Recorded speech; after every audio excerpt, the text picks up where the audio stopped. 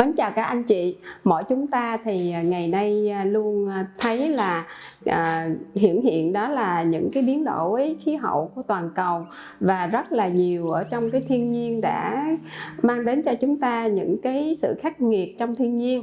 Và nếu như các anh chị là người yêu môi trường, muốn sống thân thiện với môi trường hơn và có nhiều cái ý tưởng trong cái không gian sống xanh, thì đây là một cái video để cho các anh chị có thể tham khảo về cái sản phẩm mà chúng tôi đang giới thiệu. Đó là sản phẩm gạch bông và gạch bông gió không nung nhiệt, một cái sản phẩm mà thân thiện với môi trường. Bởi vì sao chúng tôi lại nói như vậy? Thì gạch bông và gạch bông gió là chúng tôi hoàn toàn làm bằng thủ công, và chúng tôi không có đốt nhiệt để mà đưa cái sản phẩm vào hoàn thiện. Chỉ relax từ 1 đến 3 ngày thì cái sản phẩm đã hóa thạch và cứng lên. Thì đó là một cái sản phẩm mà chỉ ngâm nước rồi phơi tự nhiên, lấy khí trời và hoàn toàn là không thải CO2 để gây hiệu ứng nhà kính. Thì tôi biết nếu như các anh chị là yêu cái đẹp và các anh chị cũng muốn bảo vệ môi trường, thì hiện tại vì sao Viettiles được giới kiến trúc sư hoặc là những công trình 5-6 sao trở lên quan tâm, và hoặc là những cái ngôi nhà thì chúng ta là luôn luôn mong muốn là mình sẽ sống cả đời. Có khi là cái tuổi thơ gắn con mình, hoặc là tuổi thơ của mình gắn vào đó, hoặc là trên cái hành trình sống. Thì chọn một vật liệu như thế nào thì đó là một cái nỗi trăn trở của khách hàng. Thì hôm nay tôi đến đây để chia sẻ cùng anh chị về một cái sản phẩm như thế.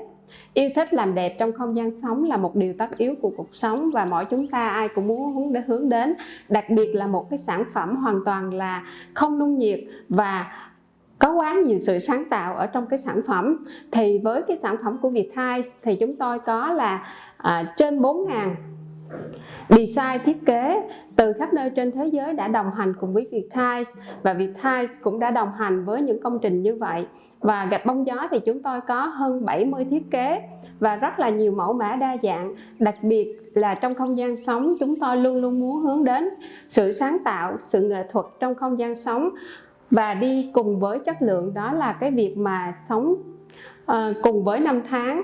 Thì mỗi chúng ta, nếu ai cũng có cái sự sáng tạo riêng cho mình, hoặc là màu sắc thì mỗi gia đình, ví dụ như vợ chồng trong một cái phòng như vậy thì cũng có người thích màu này màu kia, thì Viettiles có 120 màu để khi mà các anh chị, đây là một cái số ví dụ, một số công trình mà chúng tôi giới thiệu để các anh chị tham khảo.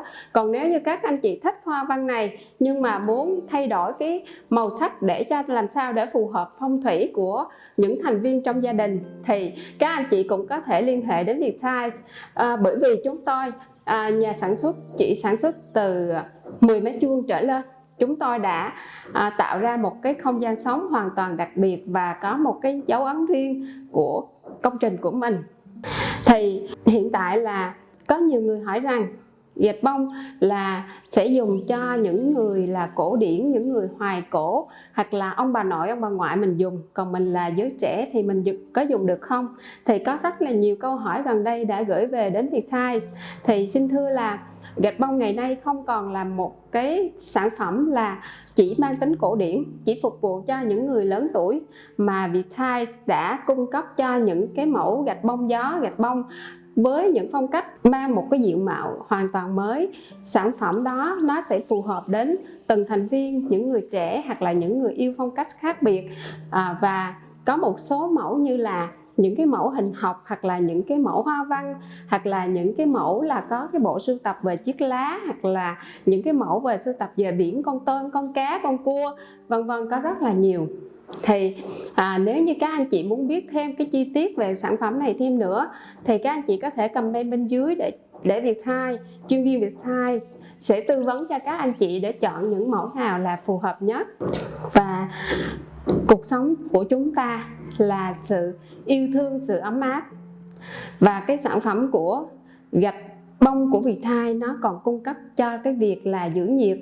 Khi mà các anh chị bên ngoài thời tiết nó hơi bị nóng, thì khi vào không gian của gạch bông thì nó sẽ mát, làm dịu hơn. Và nếu như nhiệt độ bên ngoài là nó hơi lạnh thì gạch bông sẽ giữ nhiệt và tạo cho các anh chị một cái không gian ấm áp và nó giữ như vậy, cho nên là rất là thích thú khi mà chúng tôi chia sẻ với một cái sản phẩm mà nó quá nhiều công năng và quá nhiều ứng dụng.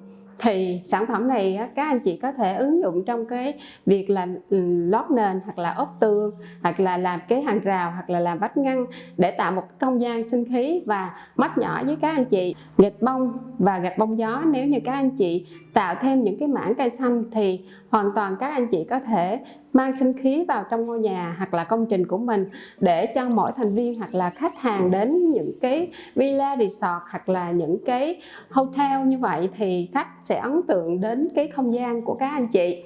Và mến chúc các anh chị có nhiều sức khỏe, và chúng tôi Vietside luôn luôn đồng hành với các anh chị và luôn luôn chờ đợi để giải đáp và cho các khách hàng những cái giải pháp phù hợp nhất trong không gian sống của mình. Bởi cái đẹp nó không phải là một công thức chung, mà cái đẹp nó phải phù hợp với không gian và công trình của mình. Cảm ơn các anh chị đã lắng nghe. Mến chào các anh chị.